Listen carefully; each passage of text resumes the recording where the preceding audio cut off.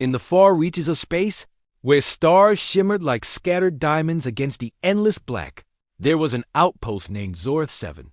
It wasn't much to look at, just a cluster of metallic domes and spindly towers connected by narrow corridors. But it served as a vital hub for trade and communication among nearby alien civilizations. The crew stationed there came from all corners of the galaxy, their shapes and sizes as varied as the worlds they hailed from. Among them were Lila Harper, a young linguist with sharp eyes and an insatiable curiosity, and Jake Monroe, a gruff engineer who preferred machines to people. Life on Zorth 7 was predictable, almost boring. Days blended into one another as the crew carried out their duties, monitoring equipment, maintaining systems, and occasionally dealing with minor technical glitches. But everything changed one quiet evening when something unusual happened. A faint signal drifted through the void, breaking the monotony of their routine. Lila was in the communications room when she first noticed it. She had been reviewing logs, her fingers tapping rhythmically on the console, when a strange pattern caught her attention. At first, she thought it might be interference or some kind of cosmic noise. But as she listened closer, she realized it was more than that. Buried beneath layers of static was a voice, or perhaps several voices speaking in bursts of fragmented words. Some phrases were clear, others muffled, but one thing stood out. The language sounded eerily familiar. "It's human," Leela whispered to herself, leaning closer to the screen. Her heart raced as she adjusted the settings, trying to clean up the transmission. Humans hadn't made contact with this region of space in centuries, not since their early attempts at exploration ended in failure. What could they possibly want now? Curious, Lila flagged down Jake, who was passing by the doorway. "Hey, you need to hear this," she said, waving him over. He groaned but stepped inside anyway, wiping grease-stained hands on his jumpsuit. "What? Is it now?" he asked, his tone dripping with skepticism. Jake didn't trust humans or anyone else from Earth, for that matter. To him, they were reckless, unpredictable, and far too ambitious for their own good. "Just listen," Lila insisted, playing the recording again.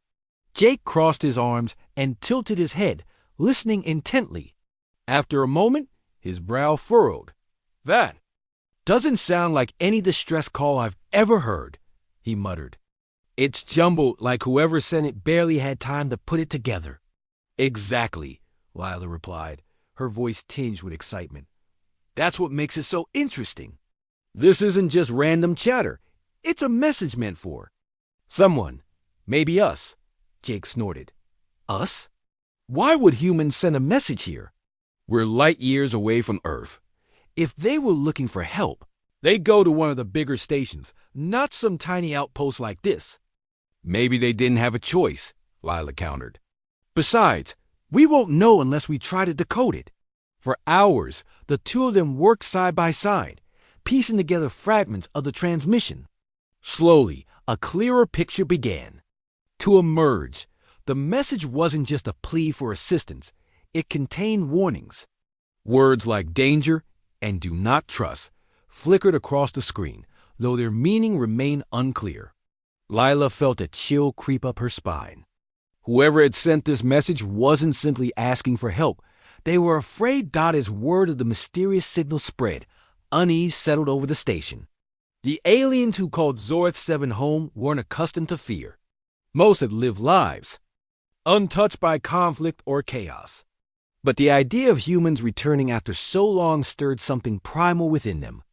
Stories of Earth's violent past lingered in the collective memory of the galaxy, tales of wars fought over resources, ideologies, and power. Many believe humanity's greatest strength, its ability to adapt and innovate, was also its greatest flaw. Despite the growing tension, Lila refused to give up. She spent every spare moment analyzing the signal, determined to uncover its secrets. Jake, meanwhile, grew increasingly agitated. He couldn't shake the feeling that something was off, though he couldn't quite put his finger on it. His instincts told him trouble was coming, and he hated being right. Days turned into weeks, And just as some began to dismiss the signal as nothing more than a cosmic fluke, something extraordinary happened. A ship appeared on the edge of Zorth 7's sensors, its battered hull glowing faintly against the backdrop of stars. It moved slowly, cautiously, as if unsure of its surroundings.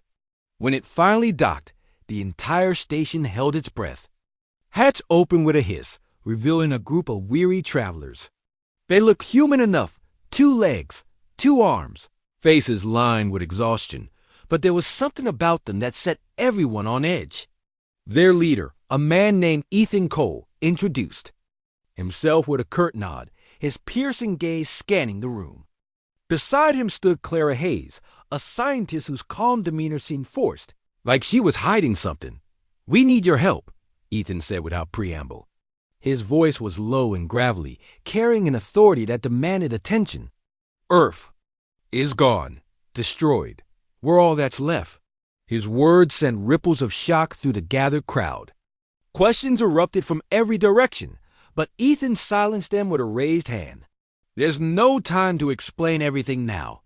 Just know this. We're not here to cause trouble. We're survivors, same as you." But even as he spoke, Lila noticed the way his eyes darted toward the control panels, lingering on the station's security systems. Jake noticed too, his jaw tightening as suspicion bubbled beneath the surface. Something about these humans felt wrong, too polished too. Practice. And yet, they were undeniably real. Flesh and blood standing before them. As the newcomers were escorted to temporary quarters, Lila pulled Jake aside. "What do you think?" she asked, her voice barely above a whisper. "I don't trust them." Jake replied bluntly, "Not for a second." "But what if they're telling the truth?" Lila pressed. "What if Earth really is gone?" Jake hesitated, his expression darkening. "Then we're in more danger than we realize." And with those ominous words hanging between them, the stage was set for what would come next. The arrival of the humans brought a strange energy to Zorth 7, one that made the station feel smaller and more claustrophobic than ever before. Ethan Cole and his group were given temporary quarters near the central hub, but their presence lingered. In every corridor, every room. The aliens who called the outpost home couldn't help but glance over their shoulders, their unease growing with each passing hour. Even Lila Harper, who had initially been fascinated by the prospect of human contact, found herself questioning whether these newcomers were truly survivors or something far more dangerous. Ethan and Clara wasted no time settling in. They moved with purpose, their eyes constantly scanning their surroundings as if memorizing every detail. While Ethan spoke little, his commanding presence filled the room whenever he entered. Clara, on the other hand, was quieter, her movements deliberate and careful. She often lingered near the edges of conversations, observing rather than participating. It was clear she was intelligent, perhaps even brilliant, but there was an underlying tension in her demeanor. As though she carried a secret too heavy to bear, Jake Monroe kept his distance, watching from afar as the humans interacted with the crew. He didn't trust them, not Ethan's steely gaze or Clara's forced smiles, and he wasn't shy about voicing his suspicions. "They're hiding something," he muttered to Lila during a rare moment of privacy. "You can see it in the way they move, the way they talk. They're not just survivors. Survivors don't act like this." Lila frowned, torn between her curiosity and Jake's skepticism. "Maybe they're just tired," she suggested, though even she didn't fully believe her own words. "They've been through a lot. Losing your planet, that has to change. You, or maybe it makes you desperate," Jake countered. "Desperate enough to do anything to survive." Despite their differences, both agreed on one thing: the humans needed to be watched closely. So, they took turns keeping an eye on Ethan and Clara, noting their habits and interactions. What they discovered only deepened their unease. Ethan spent hours poring over maps of the station, asking pointed questions about its defenses and power systems. When pressed, he claimed he was merely trying to understand their new surroundings, but his tone left little room for argument. Clara, meanwhile, seemed particularly interested in the station's medical bay, lingering there longer than necessary and peppering the staff with technical questions about their equipment. It wasn't long before strange things began happening. Aboard Zorth 7, equipment that had functioned perfectly for years suddenly malfunctioned without explanation. Lights flickered unpredictably, casting eerie shadows across the walls. Food supplies stored in the communal kitchen spoiled overnight, leaving a sour stench that permeated the air. At first, the crew dismissed these incidents as coincidences, minor annoyances caused by wear and tear. But then came the whispers, late at night, when the station was quiet and most of the crew had retired to their quarters. Faint voices could be heard echoing through the corridors. They were soft and indistinct, impossible to pinpoint, yet unmistakably real. Some swore they heard their names being called, while others reported hearing snippets of conversations in languages they didn't recognize. Fear spread quickly among the crew, breeding paranoia and distrust. No one wanted to admit it, but everyone wondered the same thing.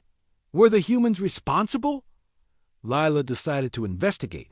She couldn't shake the feeling that the answer lay within the mysterious ship. That had brought the humans to Zorth 7.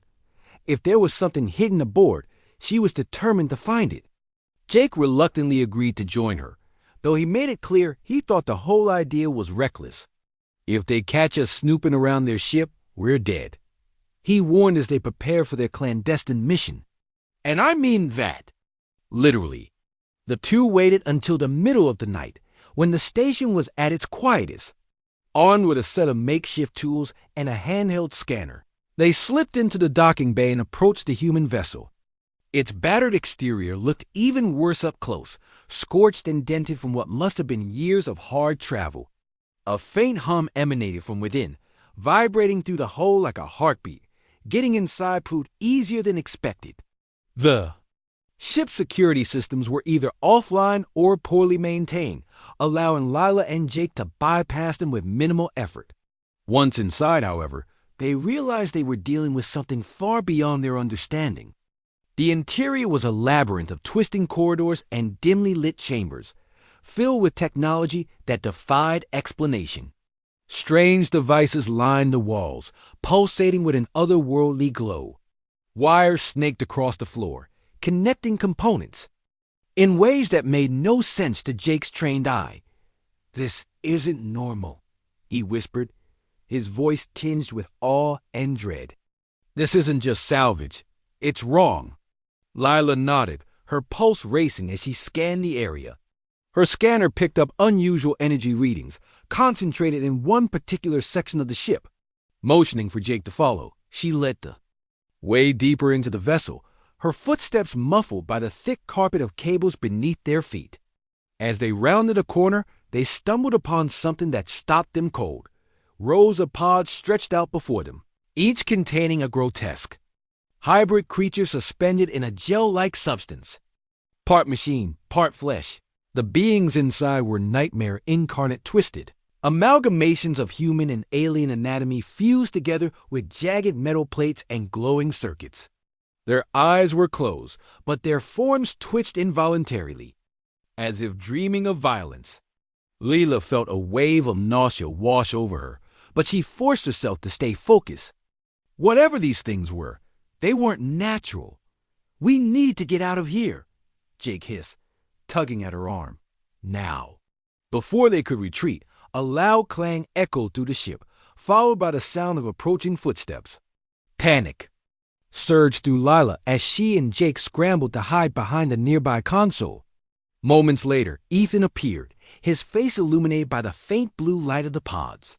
He moved with purpose, checking readouts and adjusting settings on a control panel. His expression was unreadable, but there was a cold determination in his movements that sent chills down Lila's spine. Clara soon joined him, her presence adding another layer of tension to the scene.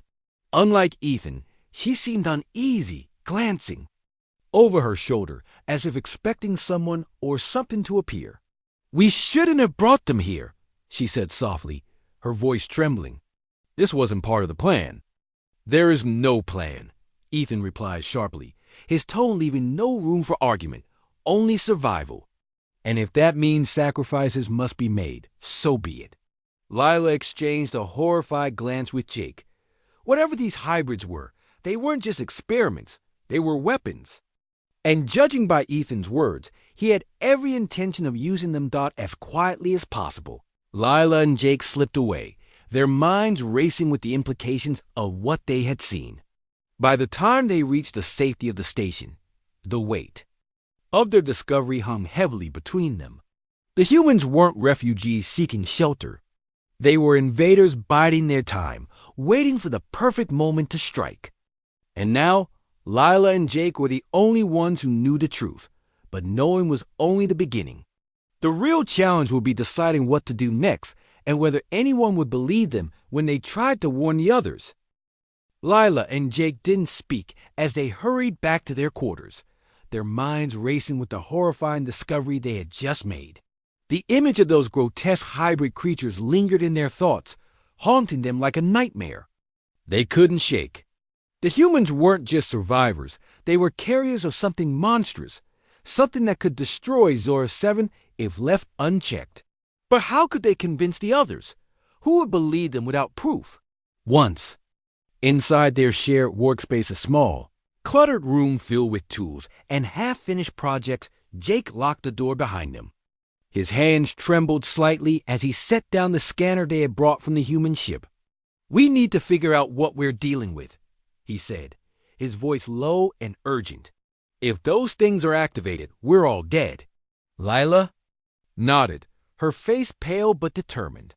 She powered up the scanner and began analyzing the data they had collected. The readings were chaotic, a jumble of energy signatures and biological markers that didn't match anything in their database. "It's like they're not fully alive," she murmured, scrolling through the information. "Or maybe they're more machine than organism. I've never seen anything like this." "Whatever they are, they're dangerous," Jake replied. He paced back and forth, running a hand through his hair.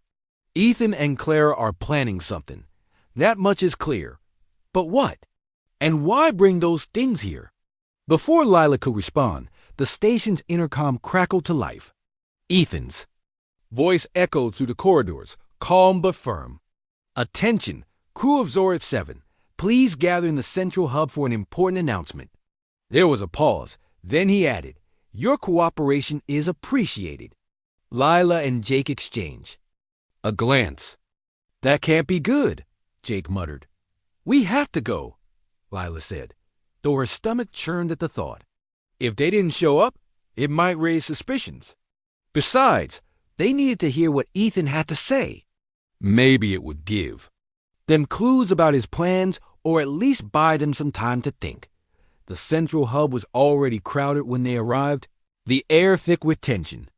The aliens who made up the majority of the crew stood in uneasy clusters, their eyes darting nervously toward Ethan and Clara, who stood at the front of the room. Ethan's presence dominated the space, his tall frame and commanding demeanor drawing all attention to him. Clara stood slightly behind him, her arms crossed tightly over her chest, her expression unreadable. "Thank you for coming," Ethan began, his voice smooth and measured. "I know many of you have questions about our arrival, and I want to assure you that we mean no harm. We are here seeking refuge, nothing more." A murmur rippled through the crowd, skepticism mingling with fear. One of the station's engineers, a tall insect-like alien named Kale, stepped forward. "Then why do your actions suggest otherwise?" he asked, his mandibles clicking sharply. "Equipment malfunctions? Strange noises in the corridors?" "These things began only after your arrival." Ethan's jaw tightened, but he kept his composure. "I understand your concerns," he said. "But I assure you, any disturbances are coincidental. Our ship has suffered significant damage, and residual effects may still be impacting the station's systems. As for the noises," he hesitated, glancing briefly at Clara before continuing, "they are likely caused by stress fractures in our vessel's hull. Nothing to worry about." The explanation sounded plausible enough, but Lila noticed the way Clara shifted uncomfortably, her fingers gripping her arms as if to steady herself. Something about her reaction felt off, like she was holding back the truth. Kale wasn't convinced either. And what are the whispers? He pressed. Many have reported hearing voices at night. Can you explain that? Ethan's smile was thin, almost imperceptible. Fatigue and paranoia can play tricks on the mind, he said. We've all been under immense pressure lately. It's understandable that some might imagine things. The room fell silent, the weight of his words hanging heavily in the air. Lila glanced around, noting the uncertainty on the faces of her fellow crew members. Some seemed reassured by Ethan's explanation, while others remained unconvinced. But no one dared challenge him further. As the meeting ended and the crowd dispersed, Lila pulled Jake aside. He's lying, she whispered urgently. You saw Clara's reaction. She knows more than she's letting on. Jake nodded grimly. Agreed, but how do we prove it? No one's going to take our word over theirs, especially since we don't have solid evidence. Lila bit her lip, thinking hard. Then an idea struck her. The signal, she said suddenly. The one we intercepted before they arrived. Remember how it contained warnings? Maybe there's more to it than we realize. If we can decode the rest of the message, we might find something that exposes their true intentions. Jake frowned. Even if we do, it'll take time. And time is something we might not have. We don't have a choice, Lila insisted. It's the only lead we've got.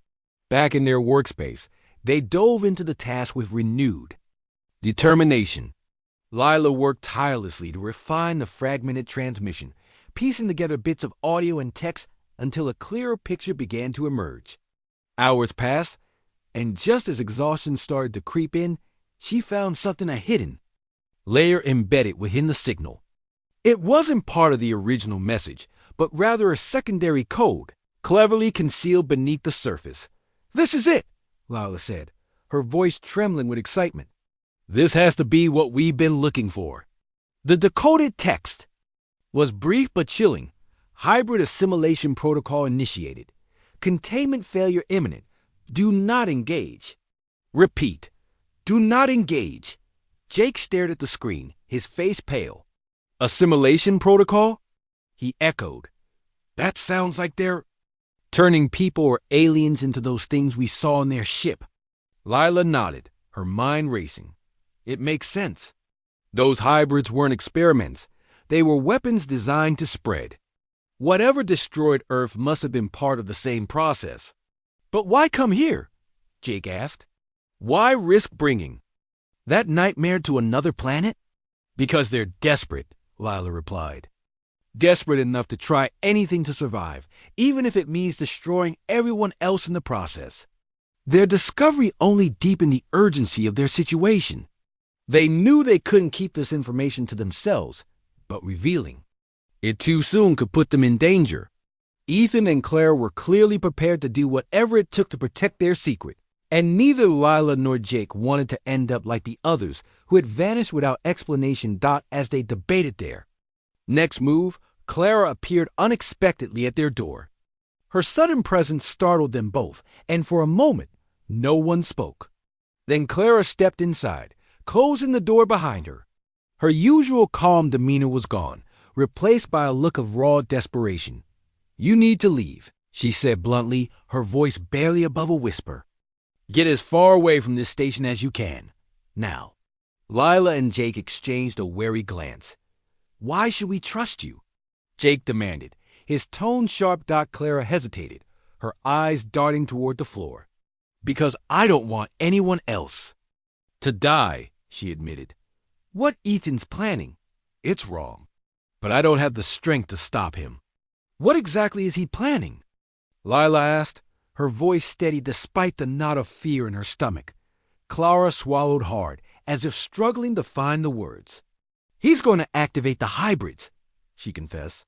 He thinks it's the only way to ensure humanity's survival. But once they're unleashed, there won't be any stopping them. They'll consume everything in their path, including you. The room fell silent, the weight of her words sinking in. Lila felt a chill run down her spine. How much time do we have? She asked finally. Clara shook her head. Not long. Hours, maybe less. Please, you have to go. As much as Lila wanted to believe Clara's warning, she couldn't ignore the nagging suspicion that this might be a trap. But one thing was certain. Staying put wasn't an option. Whether or not Clara was telling the truth, they needed to act and fast. After Clara left, Lila turned to Jake. We need a plan, she said firmly. One that gives us a fighting chance. Jake nodded, his expression grim. Agreed, but whatever we do, we can't let Ethan win. Not without a fight. Lila and Jake knew they were running out of time. Clara's warning had been clear. The hybrids would be activated soon, and once that happened, there would be no stopping them. The thought of those grotesque creatures spreading through Zor 7 sent a shiver down their spines. They couldn't let it happen, not without trying everything in their power to stop it. But how? They were two people against an entire group of humans who seemed prepared for anything. Ethan's calm demeanor masked a ruthlessness that neither Lila nor Jake could fully comprehend. He wasn't just desperate. He was willing to sacrifice anyone who stood in his way. And with Clara's loyalty wavering but still uncertain, they couldn't count on her help beyond the warning she'd given. We need to disable the hybrids, Lila said, pacing back and forth in their small workspace. If we can cut off their power source or disrupt whatever system controls them, maybe we can stop them before they're unleashed. Jake frowned, leaning over the table where they had spread out schematics of the human ship. It's not going to be easy, he replied. That ship is a maze, and if Ethan catches us snooping around again, we're dead. Plus, even if we manage to get inside, I don't know enough about their tech to mess with it safely. Then we'll have to learn fast, Lila insisted. She grabbed the scanner they had used earlier and began reviewing the data again. There has to be a weak point, a central hub, or something that ties all the hybrids together. If we can find it, we might be able to shut them down. Jake sighed, rubbing his temples. Even if we do, we'll need a distraction. Something big enough to keep Ethan and the others busy while we work. Lila paused, her eyes narrowing as an idea formed. What if we trigger one of the station's alarms? She suggested. Something harmless, like a fire alarm or a breach. Warning, it'll draw everyone's attention away from the ship. It's risky, Jake admitted. If they figure out it's a fake, they'll come after us. But it's the best shot we've got. With their plan in place, they split up. To prepare, Lila stayed behind to study the schematics and pinpoint the most likely location of the hybrid control system, while Jake went to rig the station's alarm system.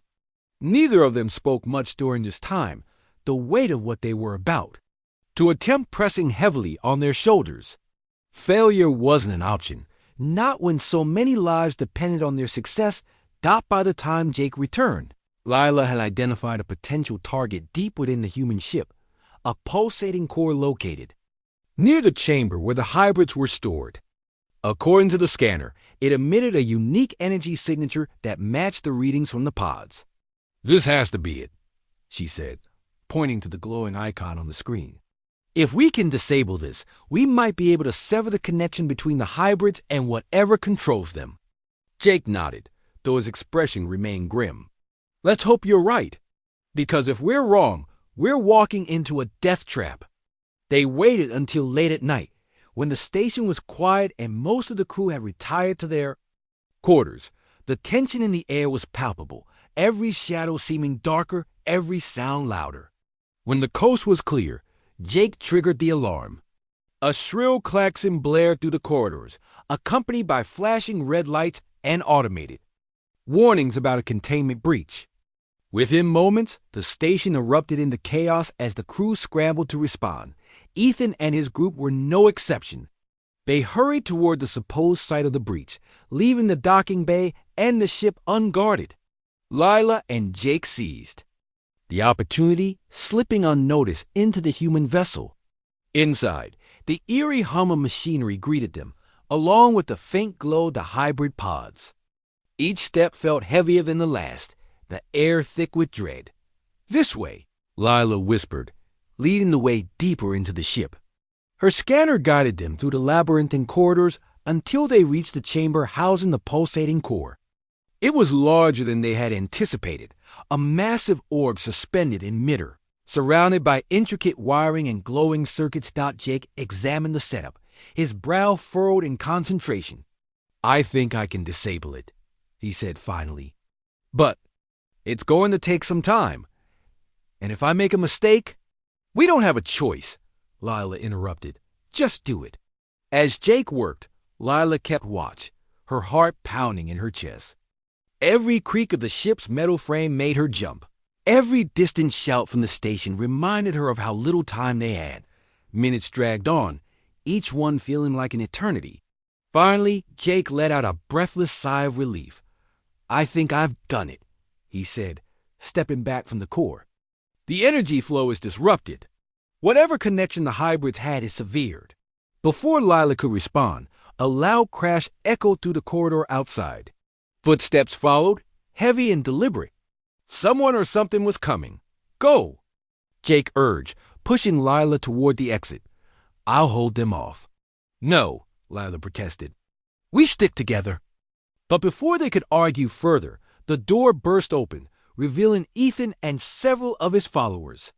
Their faces were twisted with fury, their weapons raised and ready to fire.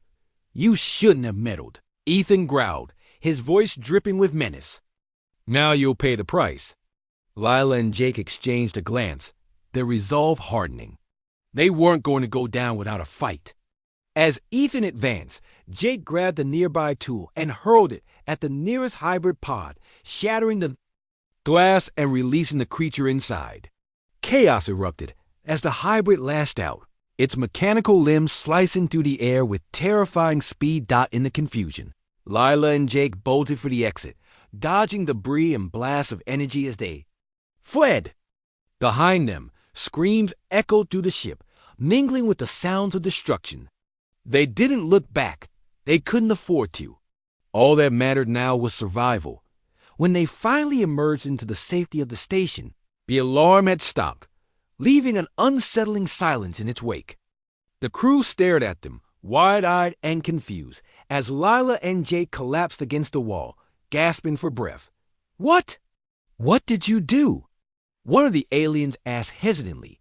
Lila swallowed hard, her voice barely above a whisper. "We tried to stop them," she said, "but I don't know if it was enough." And as the reality of what they had faced sank in, Lila realized that the battle was far from over. The humans and the horrors they carried were still out there, waiting. The station was eerily quiet after the chaos of the night. Lila and Jake leaned against the wall, their breath still ragged from the escape, their bodies trembling with exhaustion. Around them, the crew of Zora-7 stood frozen, unsure of what to do next. The sight of Lila and Jake emerging from the human ship dirty, disheveled, and clearly terrified had sent shockwaves through the group. No one spoke at first, but the questions hung heavy in the air. "What happened?" Kale finally asked, his mandibles clicking softly. "What did you see?" Lila hesitated, glancing at Jake. They had no time to explain everything that had transpired. Aboard the ship, nor could they risk revealing too much without evidence. But the truth couldn't stay hidden forever, not when the hybrids were loose. "There are things inside that ship," Lila began, her voice shaky but firm. "Monsters, part machine, part living tissue. Ethan and his people brought them here, and they're planning to use them." Murmurs rippled through the crowd as the aliens exchanged uneasy glances. Some looked skeptical, others horrified, but all of them shared one thing: fear. The idea of such creatures existing and being aboard their station was almost too much to comprehend. Why would they bring those things here? Another alien asked, a small reptilian creature with wide, unblinking eyes. "What do they want?" "They think it's the only way to survive," Jake answered, stepping forward. His tone was grim, his expression hard. "They've been driven mad by whatever destroyed Earth. Now they're willing to destroy anyone else to keep themselves alive." The crew fell silent, the weight of his words sinking in. For years, the aliens of Zorth 7 had lived peacefully, far removed from the conflicts and dangers of other parts of the galaxy. They weren't fighters. They were explorers, traders, scientists. The thought of facing something so monstrous and so utterly alien was overwhelming. "We can't just sit here and wait for them to attack us," Kao said, breaking the silence. His voice carried a note of urgency. "If what you say is true, we need to act now." "But how?" someone else asked. "We're not soldiers. We don't have weapons like they do." Lila straightened, her mind racing. She knew they couldn't. Fight the hybrids head-on, they'd be slaughtered, but perhaps there was another way. "We don't need to fight them directly," she said. "We need to cut off their source of power. If we can disable whatever controls them, maybe we can stop them before they spread." Jake nodded in agreement. "Their control system is tied to a central core inside the ship. We damaged it earlier, but I don't know if it's enough. If we go back and finish the job, we might be able to shut them down completely." The suggestion sparked a mix of reactions among the crew. Some nodded eagerly, ready to take action, while others recoiled at the idea of returning to the human vessel. It wasn't bravery they lacked, it was trust. Trust in Lila and Jake, trust in each other, and trust in their ability to survive. What lay ahead? "I'll go," Kao volunteered, stepping forward. His tall frame and sharp features made him an imposing figure, even among the diverse crew. "I may not understand your technology, but I won't let my people be slaughtered without trying to stop it." Several others followed his lead, raising their hands or nodding in agreement. Slowly, a group began to form a patchwork team of engineers, medics, and laborers, none of whom had ever imagined themselves as warriors. But desperation had a way of changing people, forcing them to rise to challenges they never thought possible. As the volunteers prepared, Lila pulled Jake aside. "Are you sure about this?" she asked quietly, her brow furrowed with concern. "We barely made it out last time. What if something goes wrong again?" Jake sighed, running a hand through his hair. "It's not about being sure," he replied. "It's about doing what we have to do. If we don't stop them, no one will." Lila nodded reluctantly, though her stomach churned with anxiety. She wanted to believe they could succeed, but the memory of the hybrid's twisted form lingered in her mind, haunting her every thought. The group moved quickly, arming themselves with whatever tools and makeshift weapons they could find. Wrenches, plasma torches, and even pieces of scrap metal became their arsenal. It wasn't much, but it was better than nothing. As they approached the docking bay, the tension grew palpable, each step heavier than the last dot inside the human ship. The air felt colder, heavier, as if the vessel itself was alive and aware of their presence. The hum of machinery was louder, now almost deafening, and the faint smell of burnt wiring filled their nostrils. Shadows danced along the walls, cast by flickering lights that seemed to pulse in time with the ship's heartbeat. "This way," Lila whispered, leading the group toward the chamber where the core was located.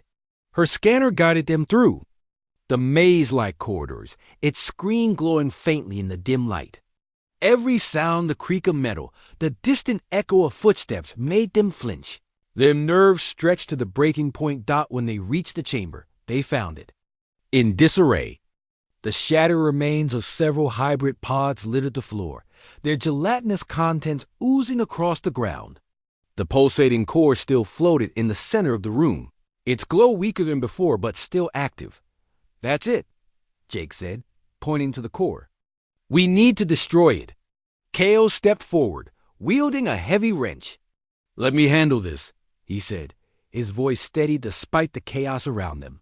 With a powerful swing, he struck the core, cracking its outer shell. Sparks flew, and the hum of energy grew louder, more erratic. "It's working," Lila exclaimed, her voice tinged with hope. But before they could celebrate, a low growl echoed through the chamber.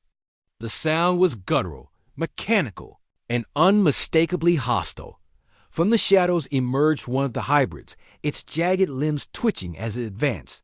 Its glowing eyes locked onto the group, and a serrated blade extended from its arm, gleaming ominously in the dim light. "Stay back," Kale shouted, raising his wrench defensively. Behind him, the others tightened their grip on their makeshift weapons. Their faces pale with fear, the hybrid lunged forward faster than anyone expected. Kale swung his weapon with precision, striking the creature's torso and sending it stumbling backward. But it recovered quickly, its movements jerky yet relentless. Another volunteer, short, stout alien with 4 arms, charged at the hybrid, tackling it to the ground. The two wrestled fiercely, the hybrid's metallic claws scraping against the floor.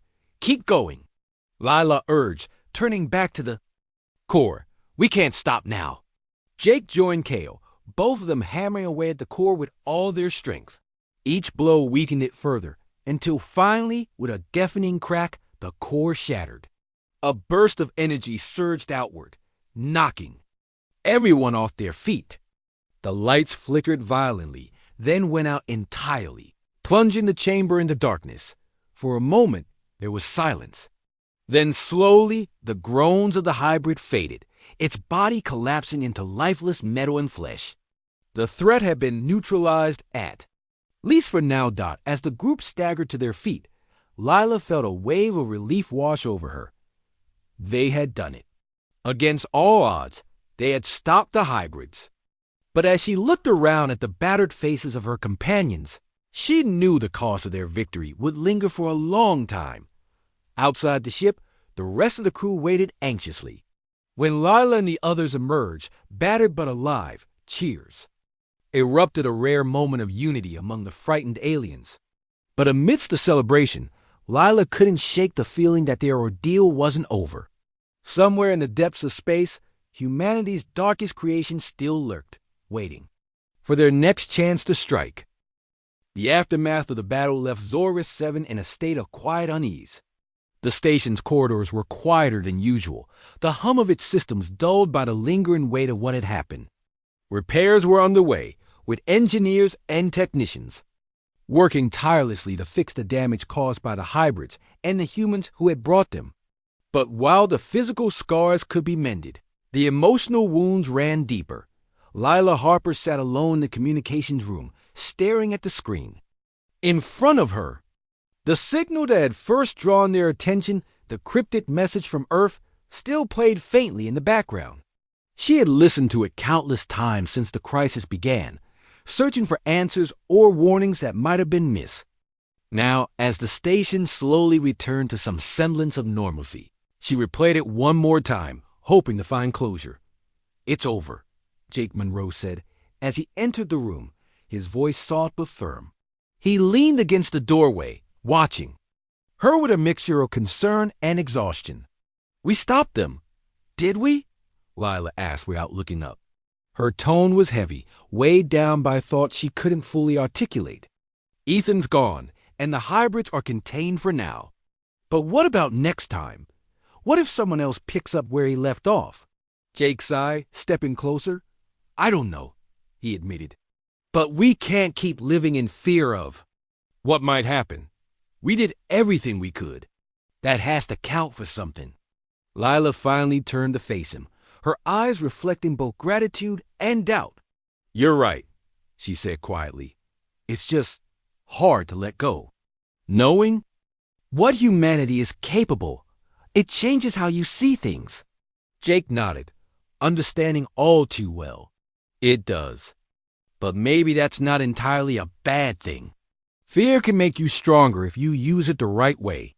As they spoke, the rest of the crew worked to restore order to the station. Kale led a team tasked with dismantling the remnants of the human ship, ensuring that no trace of its dangerous technology remained. Others focused on reinforcing Zora 7's defenses, determined to prevent another disaster like this from happening again. Despite their differences, the aliens came together with a shared purpose: survival. Clara Hayes reappeared later that day. Her presence met with a mix of suspicion and pity.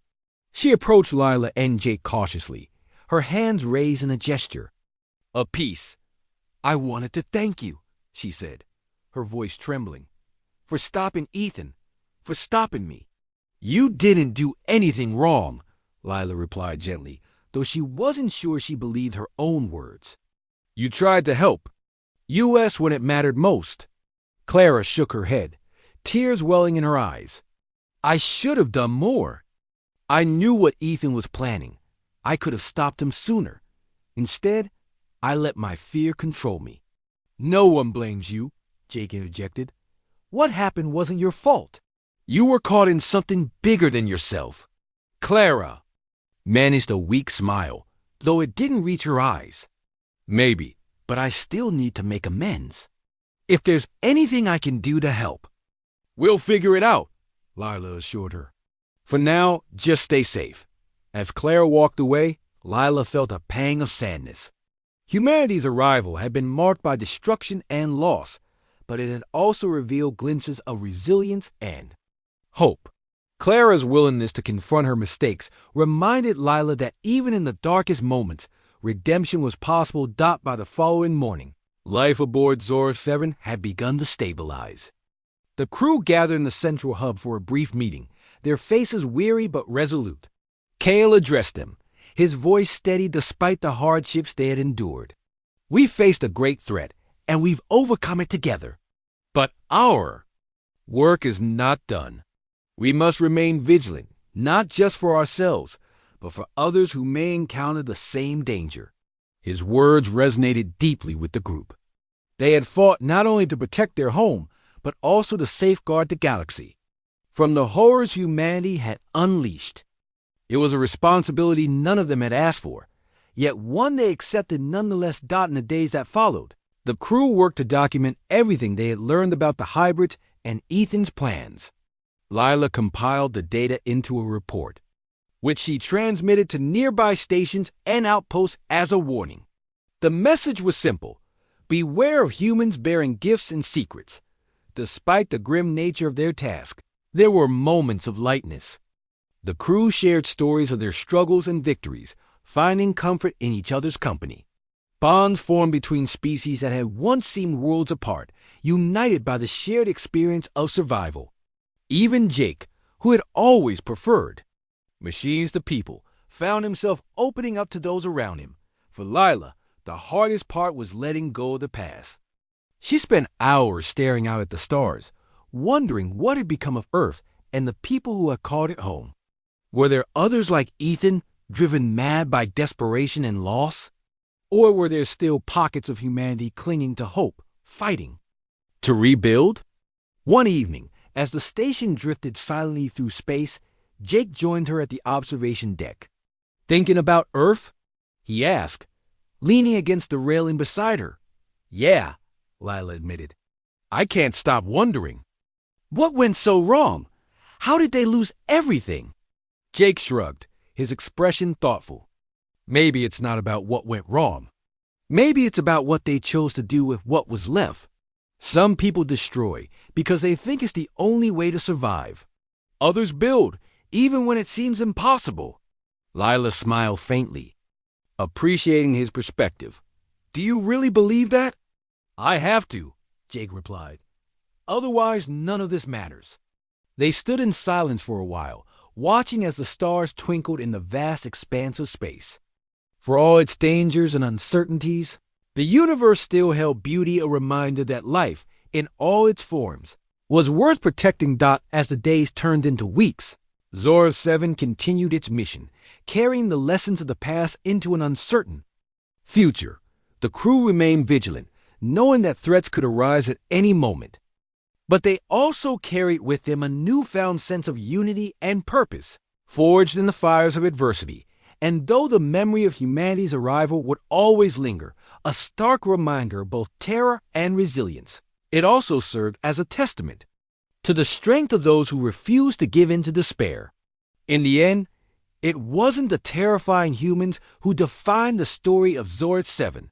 It was the courage of those who stood against them, proving that even in the face of unimaginable odds, hope could prevail. The celebration aboard Zora 7 was short-lived. Though the immediate threat had been neutralized, The crew couldn't shake the lingering sense of unease that clung to the station like a shadow. The hybrids were gone for now, but the humans who had brought them remained, and their intentions were still unclear. Ethan and Clara had vanished during the chaos, leaving behind only questions and fear. Lila and Jake stood together near the docking bay, watching as the rest of the crew worked to clean up the mess left by the battle. Pieces of shattered glass and twisted metal littered the floor, remnants of the pods that had once contained the grotesque creatures. The air smelled of burnt wiring and sucked-in metallic, a constant reminder of what they had faced.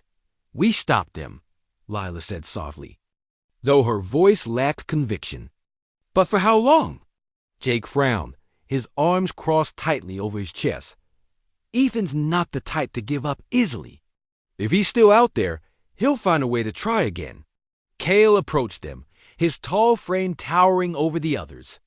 His mandibles clicked softly as he spoke. "What do we do now? We can't just wait for him to strike again." Lila hesitated, her mind racing. She knew Cale was right. They couldn't afford to be passive. But what could they possibly do against someone as determined and as dangerous as Ethan? "We need answers," she said finally. "If we can figure out what drives him, maybe we can stop him before he causes more harm." Jake nodded in agreement. Clara might know something. She seemed conflicted. Maybe she'll talk if we push her. The mention of Clara sparked a flicker of hope in Lila. Of all the humans, Clara had shown signs of doubt, even regret. Perhaps she could be persuaded to help if they could find her. With no time to waste, the group split up to search the station. Lila and Jake took the lower levels, retracing their steps from earlier in the night. Every corridor felt darker, every sound louder, as if the station itself was holding its breath. They moved cautiously, their eyes scanning the shadows for any sign of movement. It didn't take long to find Clara. She was hiding in an unused storage room, huddled in a corner, with her knees drawn to her chest. Her face was pale, her hands trembling as she clutched a small device, a communicator of some kind. When she saw Lila and Jake enter, she flinched but didn't try to run. "You shouldn't have come here," she whispered, her voice barely audible. "He'll kill you if he finds out." "Who?" Jake demanded, stepping closer. "Ethan?" Clara nodded, tears welling in her eyes. "He's not himself anymore." "None of us are. What happened on Earth? It changed everything." Layla knelt beside her, her tone softening. "Tell us what happened, please. We can't stop him unless we understand." For a moment, Clara hesitated, her grip tightening on the communicator. Then, with a shaky breath, she began to speak. "It started with the machines," she said. "They were supposed to save us, to make our lives easier. But they turned on us instead. At first, it was small things, power failures, accidents. Then came the attacks, entire cities wiped out in days. We fought back, but we were losing. By the time we realized what was happening, it was too late." Her voice cracked, and she paused to wipe her tears. "That's when the experiments began. Scientists tried to merge human DNA with machine parts, hoping to create soldiers strong enough to fight the machines. But it didn't work not the way they planned. The hybrids were unstable, uncontrollable. They consumed everything in their path, including the people who created them." Jake exchanged a glance with Lila, his expression grim. "So you ran," he said. "You left Earth to escape them." Clara shook her head. "No, we brought them with us." Ethan still believes that the hybrids are humanity's last chance at survival. He thinks if we can control them, we can reclaim what we lost. But I've seen what they're capable of. They're not saviors. They're monsters. "And Ethan?" Lila asked gently. "Where is he now?" Clara's eyes darted toward the door, her fear palpable. "He's planning something big. Something worse than what you've already seen. He won't stop until he's unleashed the hybrids everywhere, even if it means destroying the station and everyone on it." The weight of her words settled heavily between them. Lila felt a chill run down her spine. They had stopped the hybrids once, but if Ethan managed to activate more, there would be no stopping him. What does he need to do it? Jake pressed. Is there another core? Another ship? Clara hesitated, then nodded. There's a backup system of failsafe. It's hidden somewhere on the station. If he activates it, the hybrids will awaken again. And this time, nothing will stop them. Lila stood abruptly, her mind racing. We have to find it before he does. Clara reached out, grabbing her wrist. Be careful, she warned. He's desperate. He'll do anything to protect his plan. With that, Clara handed them the communicator, which contained coordinates leading to the failsafe. Then, without another word, she slipped away, disappearing into the shadows. Armed with the new information, Lila and Jake hurried back to the central hub to share what they had learned. The crew listened in stunned silence as Lila explained the plane situation. Fear rippled through the group, but so did determination. They had faced death once. They wouldn't let it happen again. This isn't just about us, Kale said firmly. If Ethan succeeds, those things will spread across the galaxy. We have to stop him. The group quickly devised a plan. Using the communicator's coordinates, they located the failsafe, a small, unassuming panel hidden behind a maintenance hatch in one of the station's lower levels. A team was dispatched to disable it, while the rest of the crew prepared for the inevitable confrontation with Ethan. When they arrived at the hatch, Jake pried it open, revealing a tangle of wires and blinking lights. This is it, he muttered, examining the setup. If we cut the main power line, we should be able to shut it down. But as he reached for the tools, a cold voice echoed through the corridor. I wouldn't do that if I were you. Ethan stepped into view, his weapon raised and aimed directly at them. Behind him stood several other humans, their faces hardened with resolve. For a moment, no one moved, the tension thick enough to choke on. You don't understand what you're doing, Ethan said, his tone eerily calm. Those hybrids are the future, the next step in evolution. Without them, humanity is finished. No, Lila replied, her voice steady despite the fear coursing through her veins. They're not evolution, they're destruction. And if you unleash them, you'll destroy everything, including yourself. Ethan's expression darkened, his finger tightening on the trigger. Then I guess we'll see who's right. Before he could fire, Kale lunged forward, tackling him to the ground. The two grappled fiercely, Ethan's weapon skittering across the floor.